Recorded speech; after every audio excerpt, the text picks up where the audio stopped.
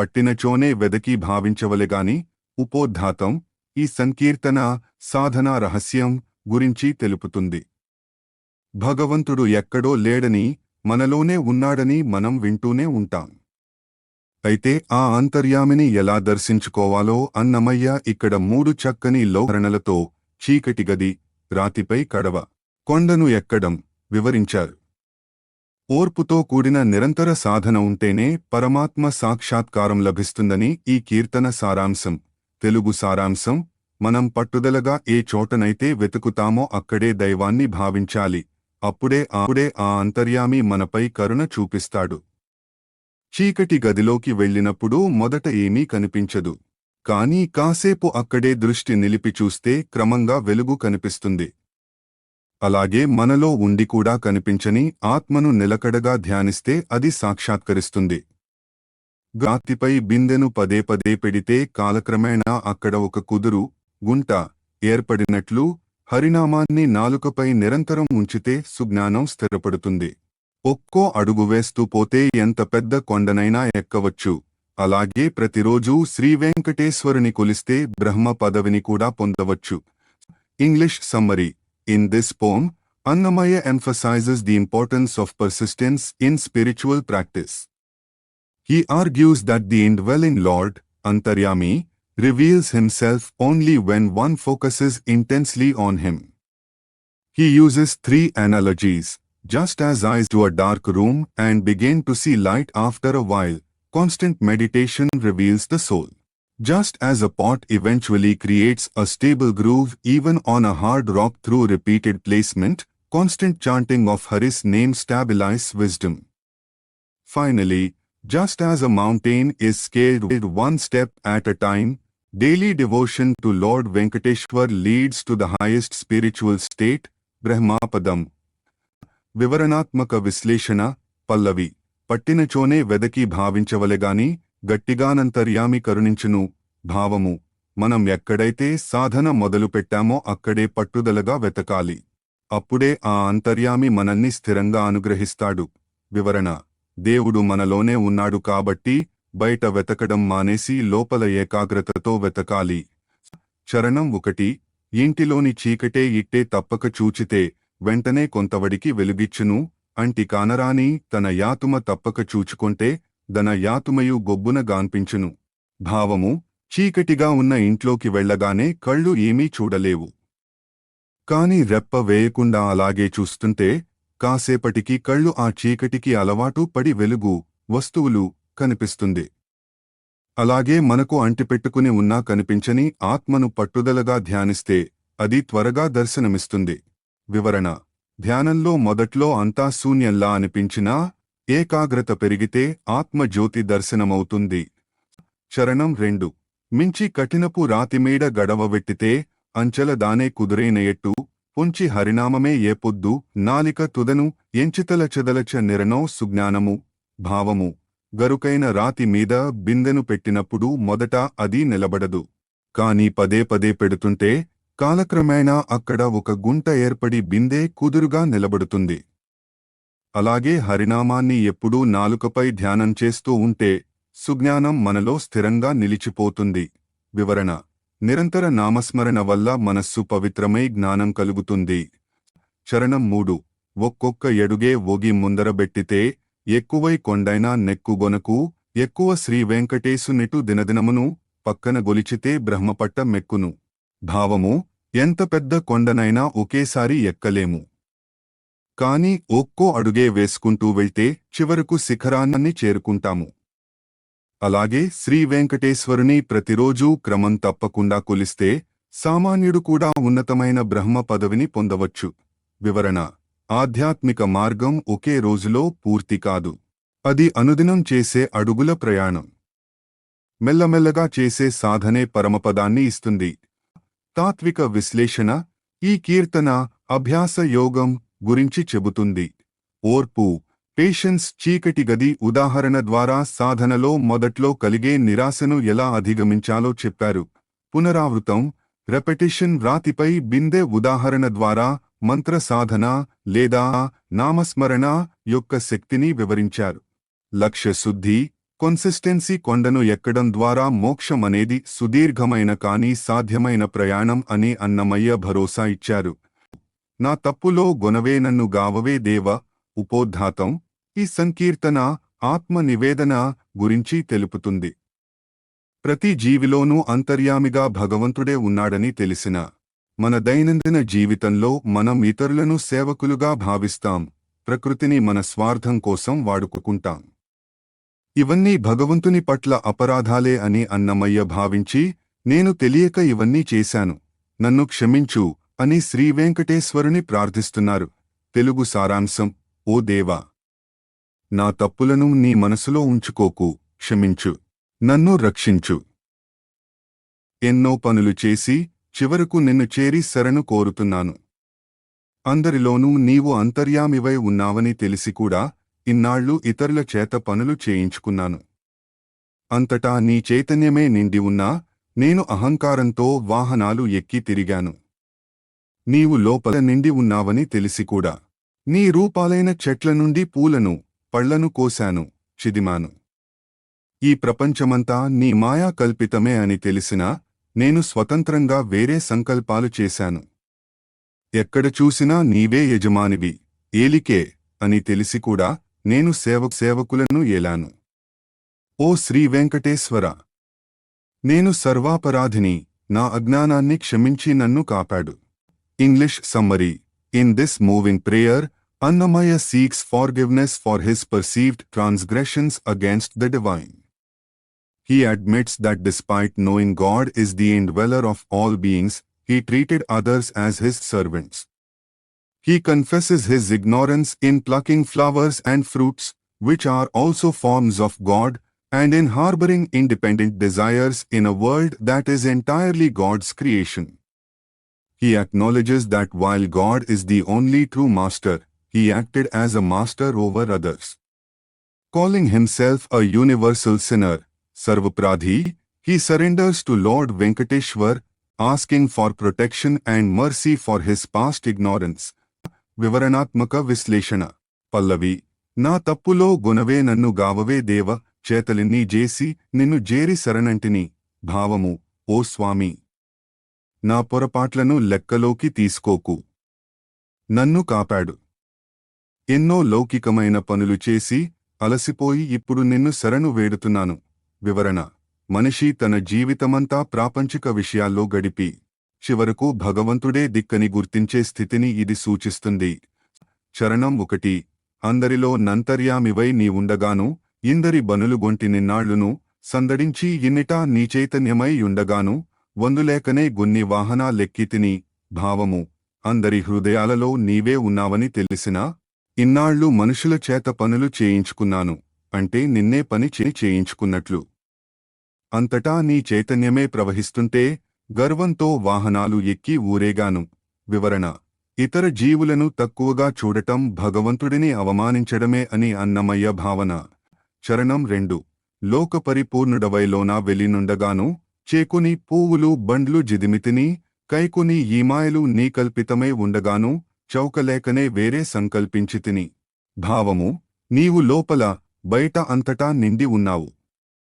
అలాంటి నీ స్వరూపమైన ప్రకృతి నుండి పూలు, పళ్లను కోసి నీకు అపరాధం చేశాను. అంతా నీ మాయా విలాసమే అని తెలిసినా నాకంటూ కొన్ని వింత కోరికలు, సంకల్పాలు కోరుకున్నాను. వివరణ: ప్రకృతిని పూజించాల్సింది పోయి దాన్ని అనుభవించడం కూడా ఒక దోషంగా ఇక్కడ కవి అభివర్ణించారు. చరణం 3: ఎక్కడ చూచిన నీవే ఏలికెవై ఉండగాను, ఇక్కడ దొత్తుల బంట్ల నేలితి నేను, చక్కని శ్రీవేంకటేశ సర్వాపరాధి నేను, మెక్కితి నన్ను రక్షించు ముందడగ నేను. భావము: విశ్వమంతటికీ నీవే ఏకైక యజమానివి.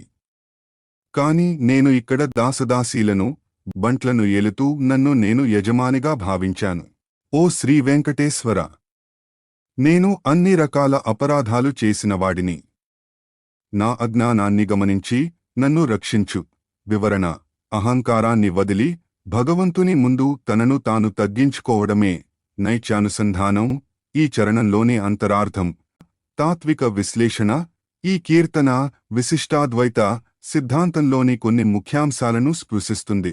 అంతర్యామిత్వం, భగవంతుడు ప్రతి అణువులోనూ ఉన్నాడు. కాబట్టి మనం ఇతరులకు చేసే కీడు లేదా చూపే అహంకారం నేరుగా భగవంతుడికే తగులుతుంది. అపరాధ క్షమాపణ. భక్తుడు తన తప్పులను దాచుకోకుండా దేవుని ముందు ఒప్పుకోవాలి. దీనినే అపరాధ సహస్రకృతం అంటారు. పరతంత్రత. జీవుడు పరతంత్రుడు, భగవంతునిపై ఆధారపడినవాడు. స్వతంత్రంగా సంకల్పాలు చేయడం మాయా లక్షణం. ఆ మాయను వీడి స్వామిని శరణు వేడడమే మోక్ష మార్గం. పరిపూర్ణ గరుడాద్రి పంచాననం, ఉపోద్ఘాతం, ఈ సంకీర్తన నరసింహ స్తోత్రం విభాగంలోకి వస్తుంది. పంచాననం అంటే 5 ముఖములు కలవాడని ఒక అర్థమైతే, సింహానికి ఉన్న మరొక పేరు కూడా పంచాననం. గరుడాద్రిపై వెలిసిన ఆ దివ్య సింహాన్ని సేవించమని అన్నమయ్య ఈ కీర్తనలో ఉద్బోధిస్తున్నారు. స్వామి రూపాన్ని, పరాక్రమాన్ని, భక్త రక్షణను ఇందులో అద్భుతంగా వర్ణించారు.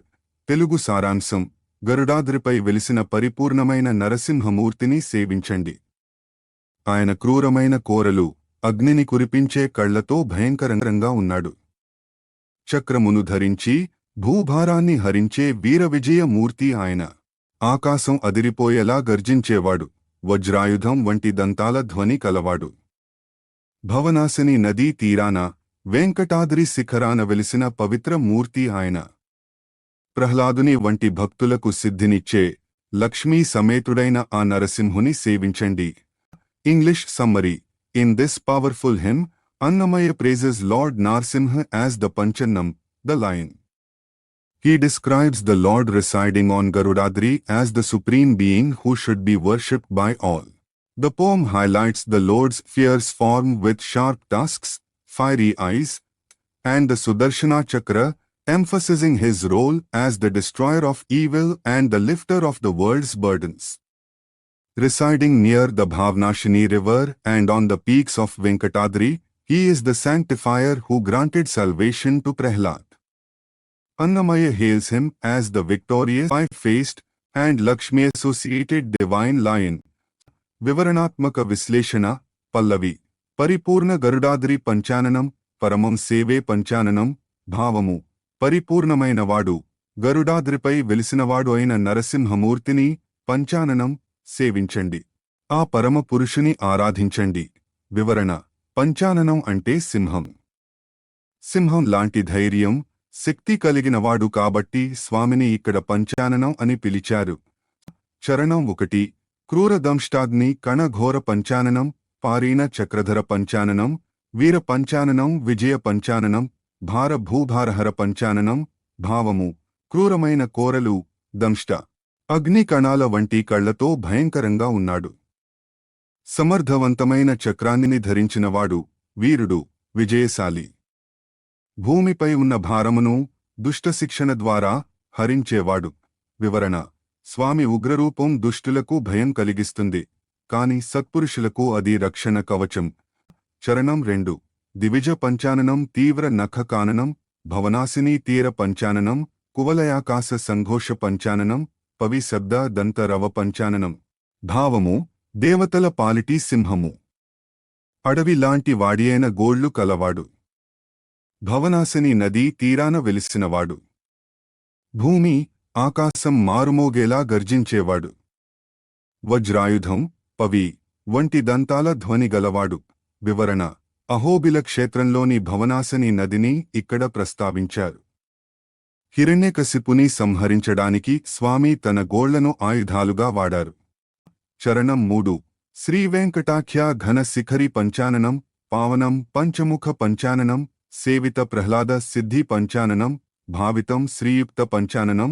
భావము: శ్రీవేంకటాద్రి అనే గొప్ప శిఖరంపై వెలిసినవాడు.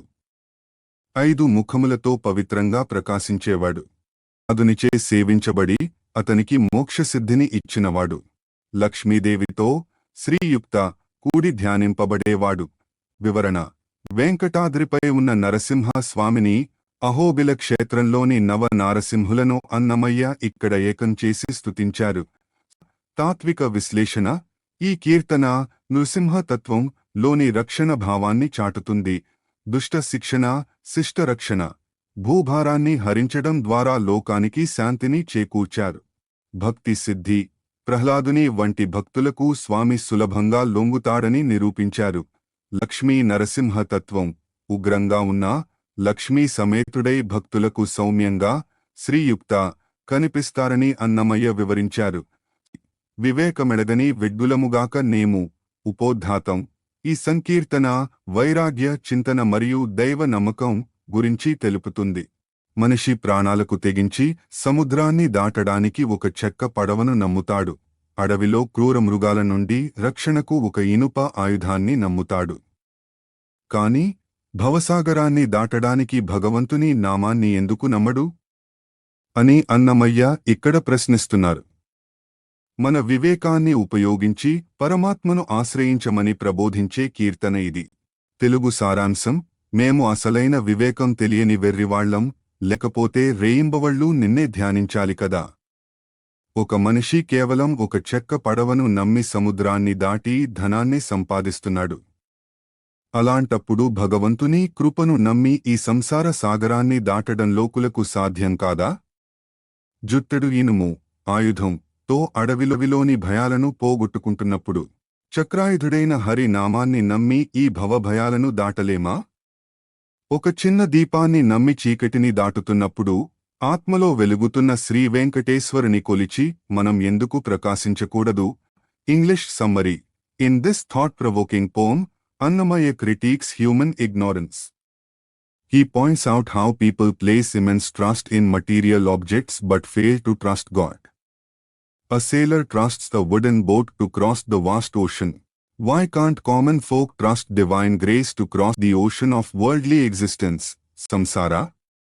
A person trusts a small piece of iron, a weapon, to ward off physical fears. Why not trust the holy name of Lord Vishnu to conquer the fear of birth and death?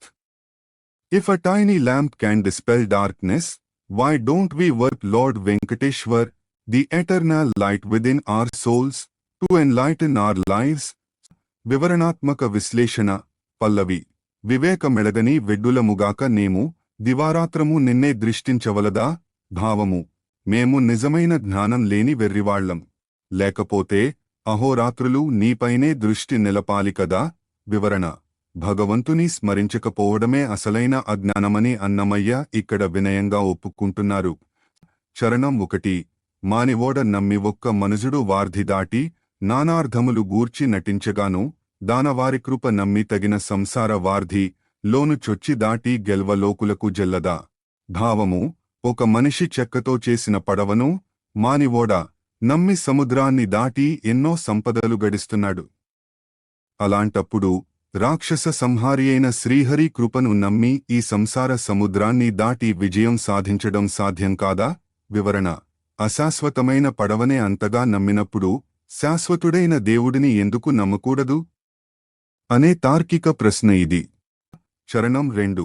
జుట్టెడు ఇనుము నమ్మి సోరిది నొక్కడు భూమి గట్టిడి భయములెల్ల గడవగాను నెట్టన చక్రాయుధుని నిజనామ మిటు నమ్మి కట్టి భవభయములు తరిదాడ్జెల్లదా. భావము. చేతిలో ఉన్న కొద్దిపాటి ఇనుప ఆయుధాన్ని నమ్మి అడవిలో క్రూరమైన భయాలను ఒకడు జయిస్తున్నాడు. మరి సాక్షాత్తు చక్రధారి యొక్క నామాన్ని నమ్మి ఈ సంసార భయాలను పుట్టుక చావు దాటలేమా? వివరణ.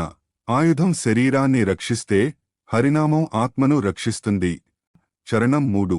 వేలెడు దీపము నమ్మి వెడగు చీకటి బాసి పోలిమినొక్క నరుడు పొదలగాను ఆలించి శ్రీవెంకటేశుడాత్మలో వెలుగగాను మేలిమాతని గొలిచి మెరయంగవలదా. భావము. వేలంత ఉన్న చిన్న దీపాన్ని నమ్మి మనిషి చీకటిని దాటి ప్రకాశిస్తున్నాడు. మన ఆత్మలోనే వెలుగుతి స్వరూపుడైన శ్రీవెంకటేశ్వరుని తెలుసుకుని ఆయనను కొలిచి మనం ఎందుకు ధన్యులం కాకూడదు? వివరణ. బయట వెలుగు కోసం దీపం కావాలి, లోపలి అజ్ఞాన చీకటిని పోగొట్టడానికి వెంకటేశ్వరుడనే జ్ఞానజ్యోతి కావాలి. తాత్విక విశ్లేషణ. ఈ కీర్తన నమ్మకం, ఫేత్ మీద ఆధారపడి ఉంది. లౌకిక వర్సెస్ అలౌకిక. లోకంలో మనం వస్తువులను ఎంతగా నమ్ముతామో దేవుడిని అంతగా నమ్మడం లేదని అన్నమయ్య విశ్లేషించారు. అనుభవ జ్ఞానం, పడవ, ఆయుధం, దీపం అనేవి నిత్యం మనం చూసేవే. వీటి ద్వారా పరమాత్మ తత్వాన్ని బోధించడం అన్నమయ్య శైలి. ఆత్మప్రకాశం. దేవుడు ఎక్కడో లేడు, ఆత్మలోనే వెలుగుతున్నాడని గ్రహించడమే వివేకం. ఏమియు జేయగవద్దు, ఇంతలోనే మోక్షము. ఉపోద్ఘాతం. ఈ సంకీర్తన మానసిక సాధన, సులభ మోక్ష మార్గం గురించి తెలుపుతుంది.